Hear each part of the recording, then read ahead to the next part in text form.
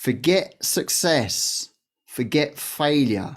Focus on this instead. I'm going to tell you what the this is. So listen up, make sure you stay with me till the end. It's not going to be that long. If you're joining us on Facebook, please comment, please like, please share. If you're joining us on YouTube, again, do the same. Make sure you subscribe and make sure you like and comment as well. So, what am I talking about? Right, we got success and we got failure. We want success, we don't want failure. And yet, I'm sure you've heard all successful people out there say you've got to fail. You've got to go through failure to get success. Yes, sometimes we can get some lucky successes, but generally we need to go through failure to get success. We need to experience failure to get success.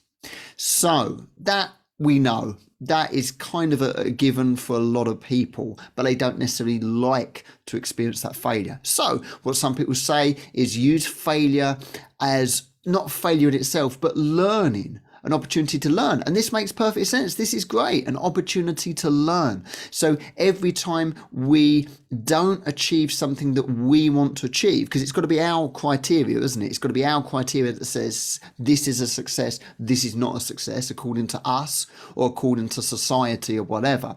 So whenever we don't achieve that thing that we want to achieve, we say, okay, well, that has been classed as a failure, but we could actually class it as learning, a lesson. We've learned a lesson.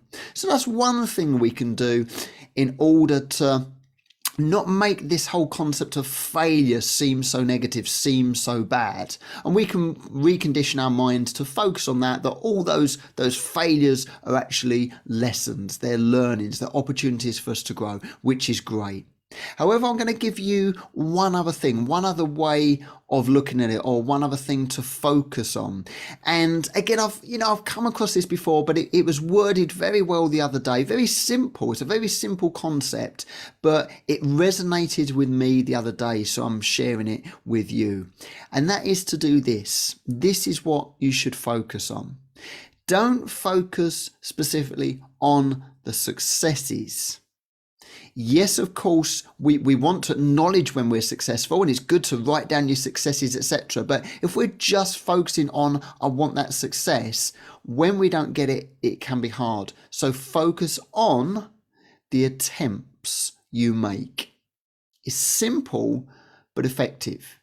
You might have heard within sales or network marketing or something, going for the no's, because every time you get a no, every time a customer says a no, you're one step further along to getting a yes. And you might have heard it's all a numbers game. You know, so many people would say no to you, and then eventually you'll get a yes. And that's what, very much within sales or network marketing or other forms of marketing, that is what they say. So basically what those no's are is attempts. So the more attempts you make, the more likely you are to achieve success, or the more likely you are to learn a lesson through those failures.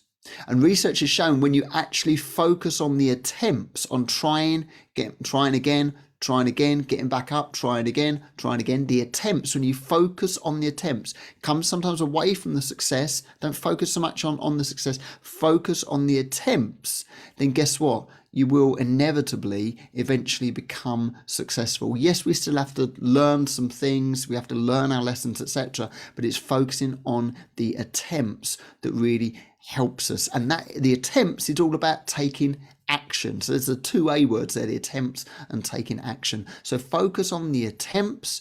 If you get success, great.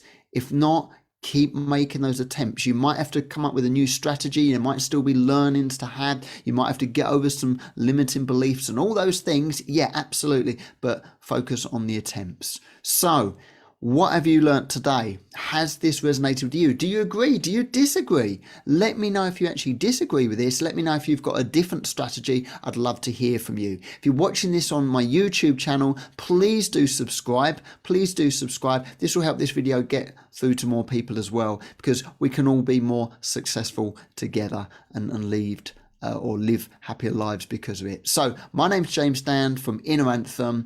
Make sure you leave a comment, let me know your thoughts, and I look forward to serving you again in another Inner Anthem's Insights. I'm going to say bye for now.